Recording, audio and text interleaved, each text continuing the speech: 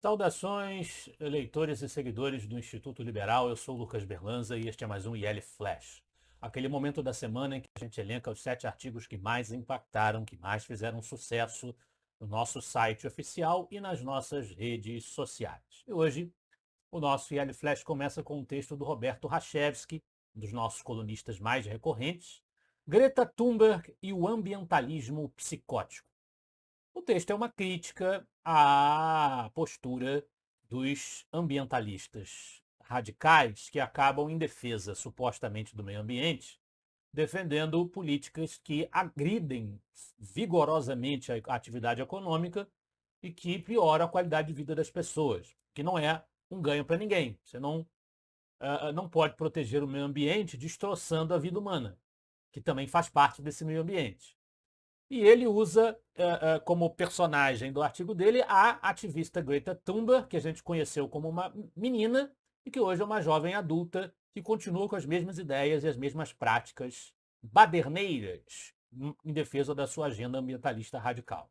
O Rachevski faz menção ao fato de que ela foi presa em Malmö, no seu país natal, quando integrava uma turba que tentou impedir que uma cantora israelense participasse do Festival Europeu de Música Eurovision.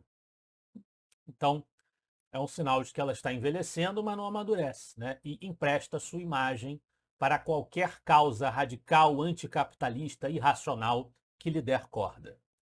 É esse tipo de juventude nós precisamos renunciar a ela, precisamos enfrentá-la, porque não agrega, não traz nada de construtivo. E, no entanto, infelizmente, é mitologizada pelas esquerdas internacionais. Na sequência, um artigo de minha autoria que está sendo republicado, que eu escrevi há alguns anos, sobre o 13 de maio, o dia da abolição da escravatura, também uma data que as esquerdas, os irracionais, os radicais de toda sorte, desprestigiam. Enquanto eles prestigiam figuras como Greta Thunberg, desprestigiam figuras como a Princesa Isabel, como Joaquim Nabuco. E o meu artigo se intitula Abaixo o menosprezo ao 13 de maio. Comemoremos sim. Sem sombra de dúvidas, é uma das datas mais importantes da história nacional, uma data em que oficialmente o Estado brasileiro reconheceu todos os seres humanos que habitam o território brasileiro são cidadãos brasileiros, e não alguns proprietários e outros escravos.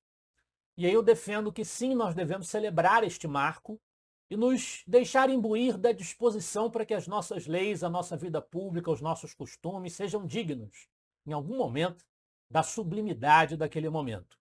Lutar para que nós nos libertemos da pequenez e dos riscos despóticos contemporâneos, encarnando o espírito daqueles que puseram fim aos despotismos do passado.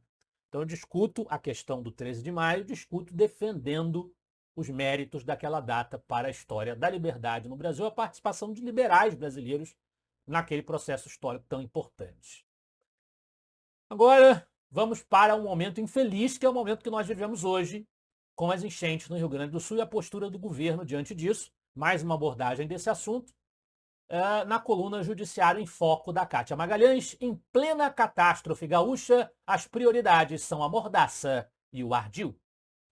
Ela faz referência no artigo ao exemplo de descompostura do ministro das Comunicações, o petista Paulo Pimenta, que, conforme ela mesma diz no artigo, em vez de demonstrar preocupação com os alagados, com as enchentes trágicas do Rio Grande do Sul, com seus semelhantes, portanto, em humanidade, ele escancarou sua intolerância em relação ao que ele chamou de narrativas desinformativas e criminosas vinculadas às enchentes e desastres ambientais ocorridos no estado do Rio Grande do Sul. Fez um apelo à censura dos críticos à atuação do Estado brasileiro e do Estado gaúcho no enfrentamento a esta crise. Fez um apelo ao controle da informação, um controle do discurso, à censura das redes sociais, a impedir que o povo veja o que ele está vendo, que o povo veja o que de fato está acontecendo. Esta crítica que empreende o texto da Kátia Magalhães. Na mesma linha vai o artigo do Gabriel Wilhelms, A Máquina da Censura Não Respeita Nem a Tragédia.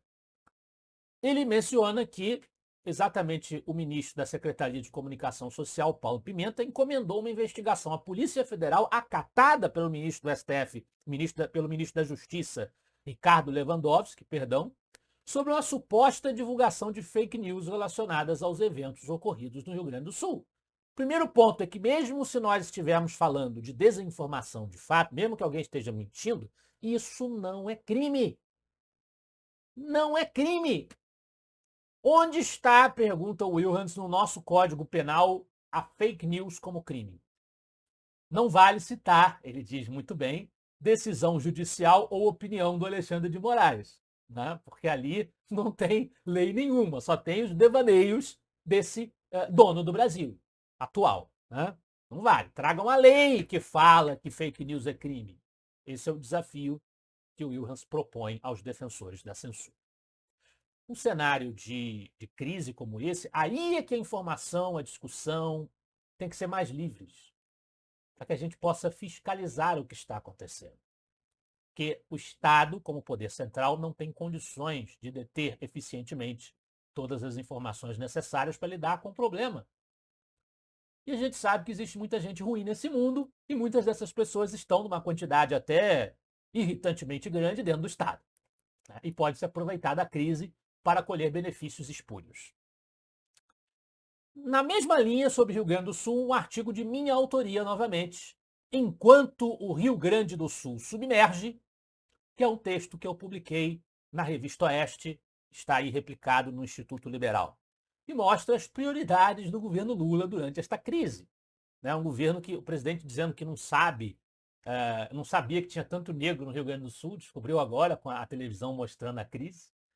O sujeito que é presidente do Brasil tantos anos, desde 2003, e ele não sabe que tem negro no Rio Grande do Sul, não conhece Ronaldinho Gaúcho, não conhece? Pelo amor de Deus, né, gente? Pelo amor de Deus, não dá para aturar uma coisa dessa, não tem condições. Mas este sujeito, o seu governo, querem aumentar salário de ministro do Supremo, nomear uma presidente da Petrobras que priorize projetos estruturantes como a refinaria Abreu e Lima e o complexo petroquímico do Rio, a gente sabe muito bem para que eles são estruturantes, né? E aprovar um projeto de lei que privilegia emissoras como a Rede Globo. Ao mesmo tempo, irriga panfletos como a Carta Capital Brasil 247 com verbas de publicidade. Né? Esses absurdos do Brasil do lopetista que acontecem mesmo diante de uma tragédia desse tamanho. Na sequência, nós temos homenagens a dois autores importantes da tradição liberal contemporânea dos anos do século XX para frente, que são muito divulgados pelo Instituto Liberal. Primeiro, o artigo do Luan Sperandio, 50 frases de Ayn Rand. Ayn Rand, a grande filósofa do objetivismo, muitas vezes tem as suas obras resenhadas aqui. O Luan traz uma série de 50 citações da Ayn Rand, divididos por temas abordados pela grande autora liberal do século XX, russo-americana, fundadora da filosofia objetivista. E na liderança do Yale Flash de hoje, do João Luiz Mauad, a sabedoria de Thomas Sowell. Thomas Sowell, um grande autor liberal ainda entre nós, nos seus 90 e tantos anos, está sendo homenageado aqui com uma série de citações que exemplificam a sua defesa da liberdade. Esse foi o nosso Yale Flash de hoje. Eu espero que vocês gostem dos artigos e dos debates proporcionados pelo Instituto Liberal. Semana que vem estaremos de volta. Afinal de contas, para nós, você é a parte mais importante da sociedade. Até a próxima.